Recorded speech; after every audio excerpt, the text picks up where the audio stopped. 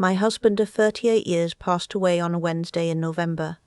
By the following Sunday, my son-in-law had already called a real estate attorney. I didn't find out until later. At the time, I was sitting in my living room in Savannah, Georgia, surrounded by casserole dishes people kept bringing because they didn't know what else to do, and somewhere across town, the man my daughter had married 4 years earlier was on the phone asking questions about probate timelines and jointly held property. I only know this because the attorney happened to be a friend of my neighbor's husband, and this is still a small enough city that certain things get back to you. I didn't say anything when I found out. I filed it away the way I used to file certain things when I was working, quietly, carefully, in a place where I could find it again when I needed it. My name is Cecile. I'm 67 years old.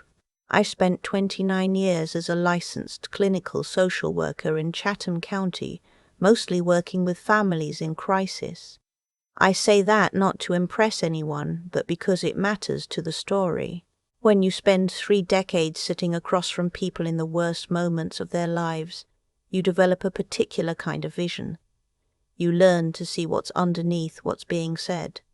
You learn to recognize the difference between someone who is suffering and someone who is performing suffering. You learn, above all else, to trust the small things. The small things are almost always telling the truth. My son-in-law's name is Derek, and I want to be precise here, because this story is not really about him. He is not the villain some people will want him to be. He is a man who loves money more than he loves most things, and who married a woman he believed would eventually inherit a great deal of it, and who made the very common mistake of assuming that a widow in her mid-60s, living alone in a large house, must by definition be financially vulnerable. He is not cruel. He is simply the kind of man who looks at a door and immediately starts thinking about whether he has a key. My daughter is Lily. She's 41. She has her father's eyes and, for the better part of the last decade, her husband's priorities. I watched her change slowly over the course of their marriage the way you watch weather come in from the coast. Gradually, and then all at once, and by the time you think to close the windows, it's already inside. My husband, Frank, died of a heart attack at 69. He was a civil engineer who had spent 40 years building things, bridges, drainage systems, the invisible infrastructure that cities run on, and he approached our financial life with the same methodical precision he brought to everything else. He was not a dramatic man. He didn't make speeches. He just made plans. 6 years before he died, Frank sat down with our accountant and our estate attorney and restructured how we held everything. The house, which we'd owned outright since 2008, was placed into a revocable living trust. Our investment accounts were retitled into the same trust. A small rental property we'd bought in 2015, a duplex in Thunderbolt that Frank had renovated himself over 2 summers, was transferred into a single-member LLC. The LLC was owned by the trust. The trust named me as the sole trustee and beneficiary during my lifetime, with our 2 children, Lily and my son Owen, who lives in Denver, as successor beneficiaries upon my death. Frank explained all of it to me at the kitchen table one Saturday morning with the same tone he used when he was explaining load-bearing calculations to a junior engineer. Patient, thorough, unemotional. He said, and I remember this clearly, "I'm not doing this because I think anything bad will happen. I'm doing it because I'm an engineer, and engineers don't leave structures unbraced." I thought about that a lot after he was gone. The months following his death were, in the clinical language I spent so many years using with other people, a period of acute adjustment. In plain language, they were the hardest months of my life. Frank and I had been together since we were 28. I did not know how to be in a house that didn't have him in it. I kept setting 2 coffee cups out in the morning without thinking. I kept turning to tell him things. Owen came from Denver for 3 weeks and then had to go back to his job and his life. which is what you do and what I told him to do. He called every few days, which was more than I expected, and exactly what I needed. Lily lived 40 minutes away in Pula, which is close enough to matter. In the beginning she was there almost every day. She brought food. She sat with me. She was, in those first weeks, exactly the daughter I had hoped she would be. Then Derek started coming with her. This is when the small things started. It began with observations. The house was big for one person. The stairs were steep. The yard was a lot to maintain. These things were said with great tenderness, in the solicitous tone of someone deeply concerned.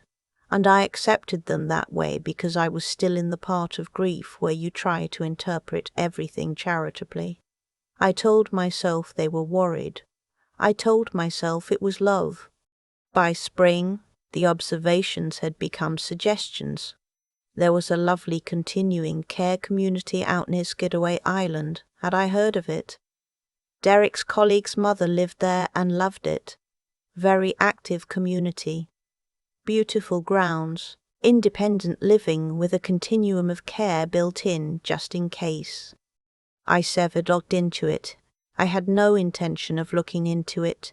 I was teaching a watercolor class at the Telfair Academy on Thursday mornings. I was walking 4 miles every other day on the trail along the marsh. I was not a woman who needed a continuum of care. I was a woman who had buried her husband 6 months ago and was still figuring out how to reorganize her Saturday mornings. What I was also doing quietly was paying attention. I noticed that Derek had started asking questions with a particular kind of casualness. What did I think the house would appraise for in the current market? Had Frank left things in order, legally speaking? Did I have a financial advisor? Or had Frank handled all of that himself? Each question arrived wrapped in concern, embedded in a longer conversation about something else entirely, the way you'd hide a pill in a spoonful of peanut butter. I noticed that Lily had stopped disagreeing with him about anything. This was not the Lily I had raised. The Lily I had raised would argue with a stop sign. Somewhere in the last 4 years she had traded her own judgment for the comfort of not having to exercise it. I noticed that the visits had taken on a slightly proprietary quality.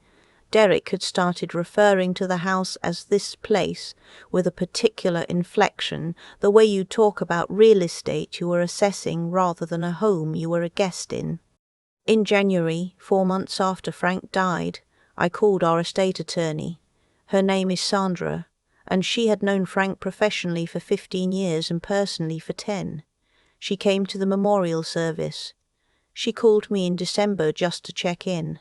I called her back in January not because I was in crisis, but because I was a clinical social worker for 3 decades, and I knew the difference between paranoia and pattern recognition, and what I was seeing was a pattern. Sandra confirmed everything. The trust was intact. The LLC was properly maintained.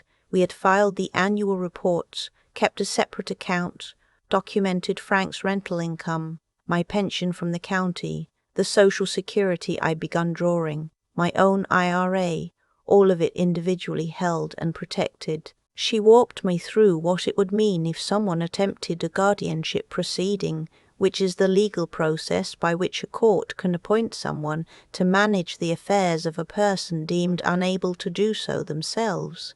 She said, not unkindly but very clearly, that it was increasingly common in families with significant assets, and that the first thing any court would do was conduct an asset inventory, and assets held in a properly maintained trust and LLC were, she said, a substantially more complicated matter than assets held in a person's name.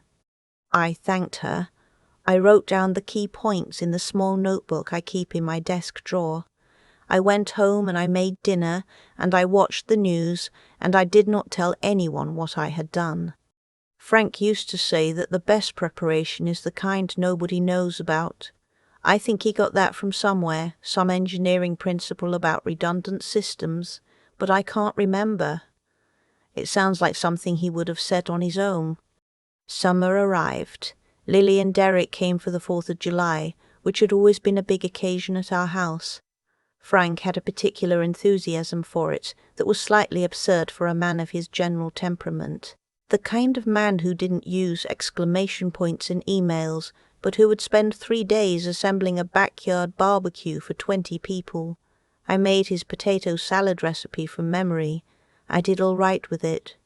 That evening, after the neighbors had gone home and Owen had hung up from the video call he joined from Denver, after the dishes were done and Lily was sitting in the living room looking at her phone, Derek found me in the kitchen and said he'd been thinking about something he wanted to run by me. He sat down at the kitchen table. He said it with the practiced gravity of a man who had rehearsed the conversation. He said he and Lily had been talking and they were worried. They felt like things were unsettled. They wanted to make sure I was protected legally and financially, and they had been speaking with a professional, a financial planner he knew through work, who had some suggestions for how to organize things going forward so that I'd have peace of mind. I poured myself a glass of water. I asked what kind of suggestions. He talked for a while about something called a financial power of attorney. He said it was standard. He said everyone should have one. He said he and Lily would be honored to serve in that capacity, just to make sure bills got paid if I was ever incapacitated, just to provide oversight, just to make sure nothing fell through the cracks. I said, and I was very careful about how I said it, that Frank and I had done quite a lot of estate planning, and that everything was well organized. I said I had an attorney I trusted completely. I said I appreciated his concern. He nodded. He said he was glad to hear it. He said he just wanted to make sure there was a plan. I told him there was. I didn't elaborate. I watched his face process the answer and decide it was insufficient, though he had the presence of mind not to say so out loud. I did not sleep well that night. It was October when it came to a head. Lily called on a Tuesday to say she and Derek wanted to take me to dinner, somewhere nice, a place I'd been wanting to try in the historic district. I thought it was a kind gesture. I got dressed up. I wore the earrings Frank had given me for our 30th anniversary. The restaurant was lovely. We had a good table. For the first 40 minutes it was almost like the old days, before Derek, before the money conversations, before I had started noticing things I couldn't stop noticing. Lily laughed at something I said about one of my former clients. The story was vague enough to protect the privacy, specific enough to be funny, and for a moment she looked so much like the person she used to be that it caught me somewhere in my chest. Then Derek put a folder on the table next to the bread basket. It was a thin folder, tan cardstock. Inside were 3 documents. He slid it toward me with the controlled calm of a man delivering something he believed was going to be difficult to refuse. He said a colleague of his, a woman who did estate and elder law, had looked over what they knew of my situation and had prepared some documents for my review. A durable power of attorney naming Lily as my agent, a healthcare directive, and a 3rd document. He paused here, took a sip of water, a petition for voluntary guardianship, which would allow Lily and Derek to jointly oversee the management of my estate, with me retaining full decision-making authority over my day-to-day life. He said that last part with a perfectly straight face. I looked at Lily. She was looking at the tablecloth. I picked up the 3rd document, and I read the first 2 paragraphs with the deliberate slowness of someone who was not going to be rushed. Then I set it down. I said, which assets would the guardianship cover? Derek had clearly expected a different first question. He said the house, any investment or brokerage accounts, any property held in my name. I took a sip of my water. The restaurant was warm and full, and someone at the table behind us was celebrating a birthday, and I could hear them laughing. I said, as evenly as I could manage, the house is not held in my name. It's held in a revocable living trust that Frank established 6 years ago. The duplex on Wilmington Island is owned by an LLC, which is itself owned by the trust. My investment accounts are titled to the trust. My pension and my Social Security cannot be subject to private guardianship under federal law. I paused. I set my napkin on the table. I said there is nothing in my name for a guardianship to cover. The table was quiet. Derek blinked. Then he looked at the folder and then at the folder again, as though the answer to what had just happened might be somewhere in those 3 pages. Lily had finally looked up from the tablecloth and was looking at me with an expression I couldn't immediately name. Not anger, not embarrassment. Something closer to the particular shock of someone who has walked into a room expecting one thing and found something else entirely. I said, and I kept my voice level because I had decided beforehand that I would not let this moment be any more dramatic than it needed to be. I know you've been worried. I understand worry looks like action sometimes, but I need you to understand that your father spent a great deal of time and care making sure I would be all right, and I have spent the last year making sure his work was still in order. I am not in need of management. Nobody said anything for a moment. The birthday table behind us broke into a chorus of happy birthday, slightly off-key and enthusiastic. I asked for the dessert menu. We had dessert. We drove home separately. What happened after that was not clean or simple or quick, because real life isn't written by someone who needs it to be. There was no great confrontation where everything got resolved in a single conversation. What happened was slower than that, and, in the long run, more real. Owen called me the morning after I told him about the dinner. He'd known something was wrong for months. I hadn't told him everything, but I'd told him enough, and he had been asking careful, quiet questions. When I told him what had happened, he was silent for a moment, and then he said something that surprised me. He said he was sorry he hadn't been closer. He said he was sorry I had to handle it by myself. He said he wanted to come visit, not to solve anything, just to be there. He came the following weekend. We went out to the marshes on Saturday morning and walked for 2 hours and talked about his father, about the house, about what he wanted the next chapter of his life to look like. At one point he started to cry, quietly, the way men who don't usually cry do it, just his jaw tightening and his eyes going bright. I didn't make a thing of it. I just kept walking beside him. Lily didn't call for 3 weeks. When she did call, it was a Tuesday morning, and I could tell from the quality of the silence at the beginning that she was alone.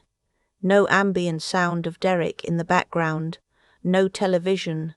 She said she'd been doing a lot of thinking.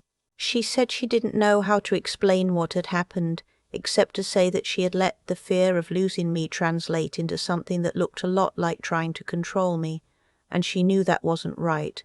She used the word wrong, not unfortunate or misguided. Wrong.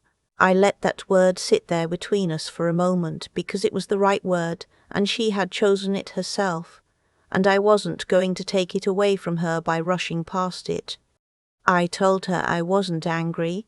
I told her the truth, which is that I was sad, and that sad was harder than angry, because angry eventually burns itself out, and sad has to be worked through slowly.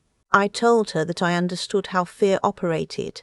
I had spent a career watching fear make good people do damaging things, and that understanding it didn't make it not have happened. She asked me why I hadn't said anything sooner.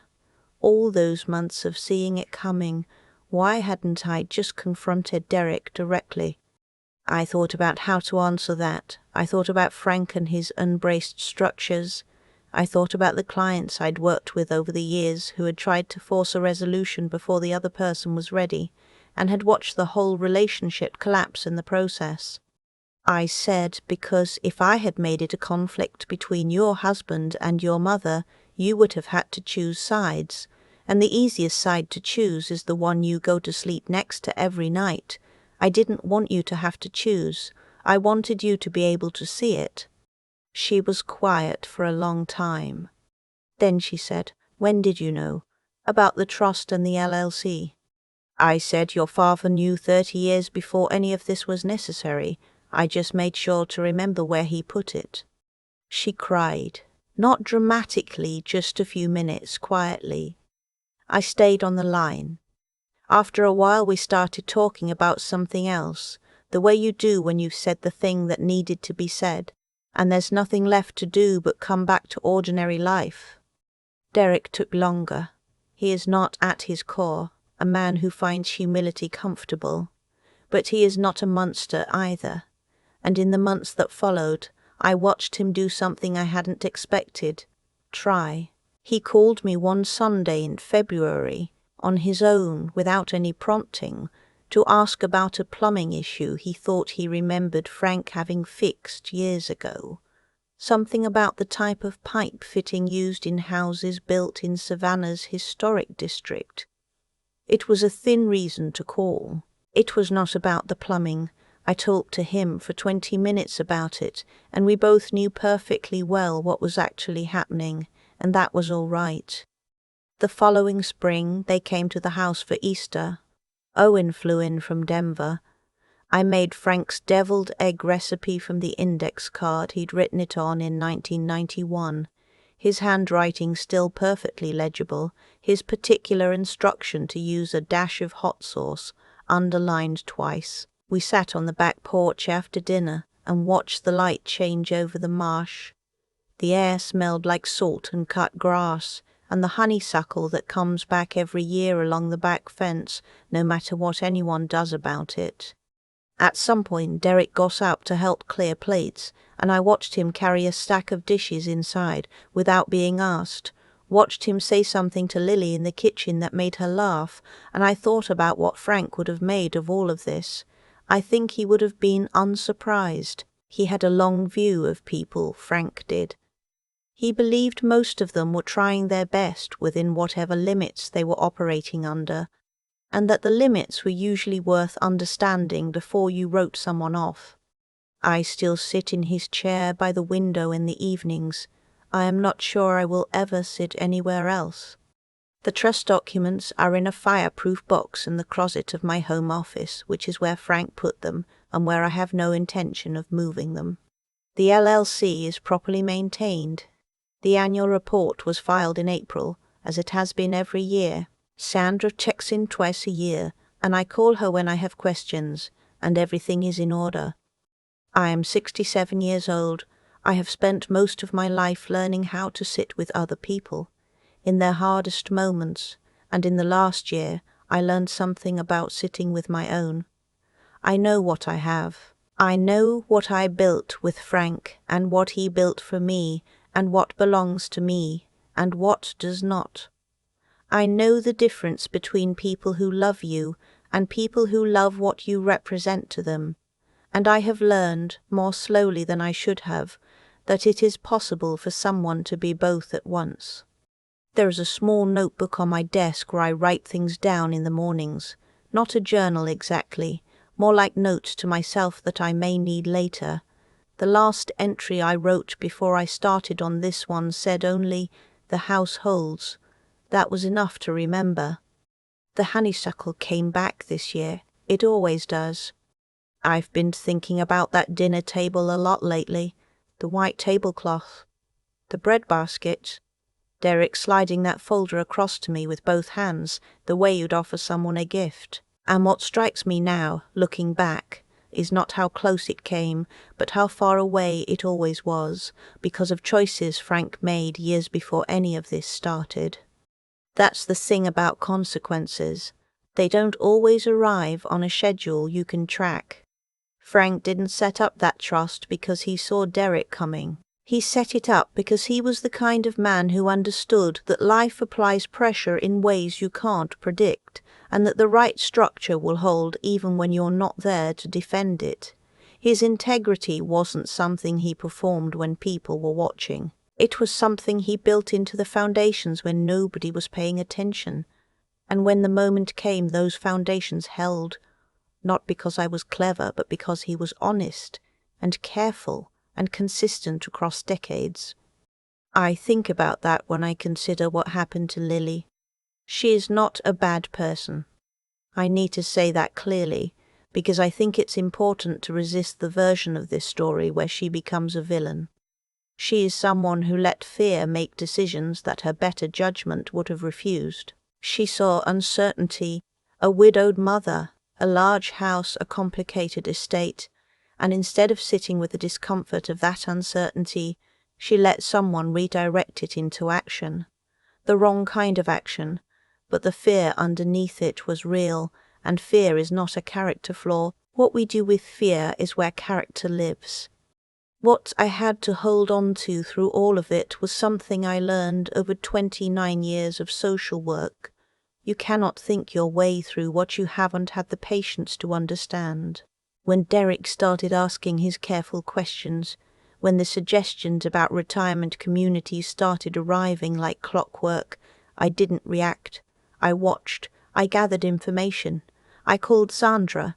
I read the documents Frank had left and made sure I understood every word. Not because I was suspicious by nature, but because I'd spent a career learning that the people who come out of hard situations intact are almost never the loudest ones in the room. They're the ones who stayed curious when everyone else got emotional. And then there was the matter of simply enduring, of sitting with grief and uncertainty and the slow drip of a situation I couldn't resolve quickly, and not letting it break my discipline or my clarity. The year after Frank died was the hardest of my life. There were mornings when I didn't know how I was going to get from one end of the day to the other. But I kept walking the marsh trail. I kept showing up to the watercolor class. I kept calling Sandra. I kept paying attention. That kind of persistence doesn't feel heroic while you're doing it. It just feels like getting out of bed again.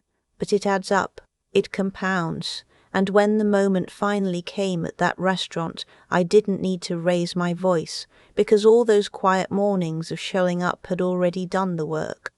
Frank used to say that the best structures are the ones you never have to think about, because they're already doing their job. I think that's true of character too. The honesty you practice in ordinary moments, the discipline you build when nothing is at stake, the patience you keep when everything in you wants to react. None of it feels important until suddenly it is the only thing standing between you and a folder on a dinner table. The honeysuckle came back this spring. It always does.